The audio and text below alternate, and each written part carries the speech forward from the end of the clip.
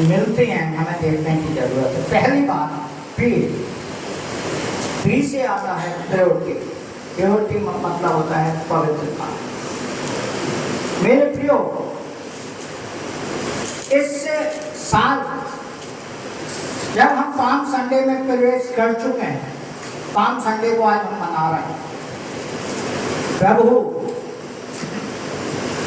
पवित्र था, पवित्र है, पवित्र रहेगा।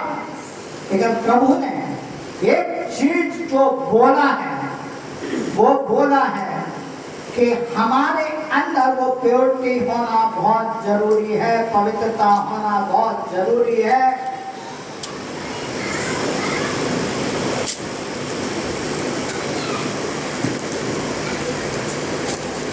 वो पवित्रता होना बहुत जरूरी है। पहला पत्रस में लिखा हुआ है, पवित्र बनो क्योंकि तुम्हारा बुलाने वाला पवित्र है। प्योरिटी, पहली बात प्योरिटी, पवित्रता हमारे जीवन में होना बहुत जरूरी है। जब हम उस विजय उत्सव को लेकर चल रहे हैं, मेरे प्रियो, उस विजय उत्सव में प्रवेश कर चुके हैं, प्रभु के जीवन को हम अपने अंदर महसूस करना चाहते हैं। प्रभु कह रहा है पवित्र बनो क्योंकि मैं पवित्र हूँ। पवित्रता प्रभु चाहेगा। दूसरी बात, ये एक का अर्थ होता है एक्सेप्टिंग गॉड्स ग्रेस,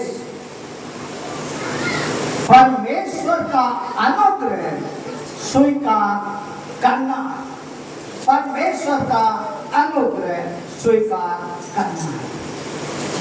जब हमारे जीवन में, जब हमारे जीवन में पवित्रता आ जाएगी, हम परमेश्वर के अनुग्रह को पाना शुरू कर देंगे।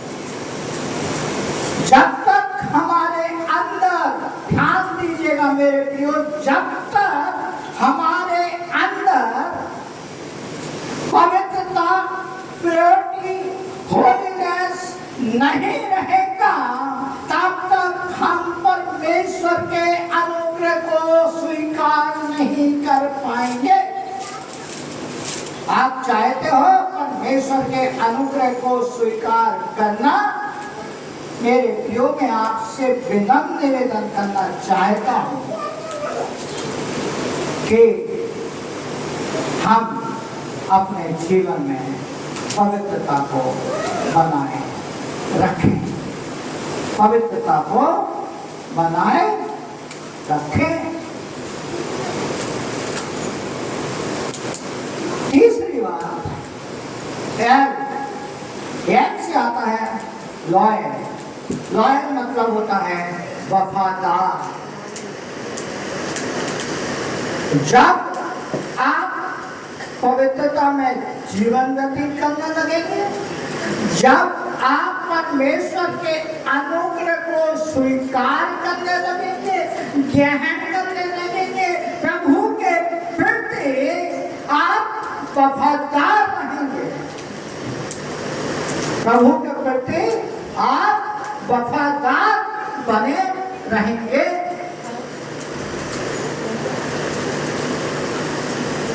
जब एक बंधन बांधा जाता है, जब मसीही जीवन में एक विवाह होता है, पति पत्नी का विवाह होता है, क्रिश्चियन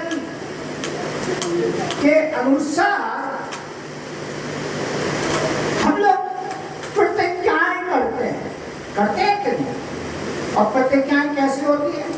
सुख में, दुख में, हंसी में, रोने में, कर्जे में, फ्री में, सब चीज में हम क्या रहेंगे? एक रहेंगे। क्या हम रह पाते हैं? क्या हम रह पाते हैं? 1 साल, 2 साल, ज्यादा से ज्यादा 5 साल। 5 साल तो बहुत ज्यादा कहते हैं। अब इसे हम ले रहा है बताओ, अनमैरिड वालों को भी पता है? अभिषेक भी ऐसा ऐसा कर रहा है, वो अभिषेक एक्सपीरियंस ले रहा है। मेरे प्रियो, जब परमेश्वर के सामने, परमेश्वर के भवन में आकर हम उस बात को स्वीकार करते हैं, क्या जब हम अपने जीवन में प्रभु को स्थान दे देते हैं, प्रभु के अनुग्रह को हम ग्रहण कर लेते हैं, क्या हम प्रभु के प्रति वफादार नहीं रह सकते? प्रभु के वचनों के प्रति वफादार नहीं रह सकते? प्रभु के भवन के प्रति वफादार नहीं रह सकते? प्रभु के देने में हम वफादार नहीं रह सकते? सब चीजें शामिल होती हैं, सब चीजें शामिल होती हैं। और चौथी बात, जब ये तीन चीजें हमारे जीवन में आती हैं, कौन कौन सी? Purity, excepting God's grace, loyalty या लॉयल। तब चौथी बात, प्रभु जो हमारे जीवन में करता है वो करता है मर्सी। प्रभु अपनी मर्सी हमारे ऊपर उंडेल देता है, उसकी दया हमारे जीवन में आ जाती है, उसकी करुणा हमारे जीवन में आ जाती है। ये जब ऊपर की तीन बातें हमारे जीवन में नहीं रहेंगी, तब तक हम चौथी बात को एक्सेप्ट नहीं करते। मेरे प्रियो, मैं आपसे कहना चाहता हूं, जब हम इसलिए कह रहे हैं क्योंकि मैं भी उसमें शामिल हूं।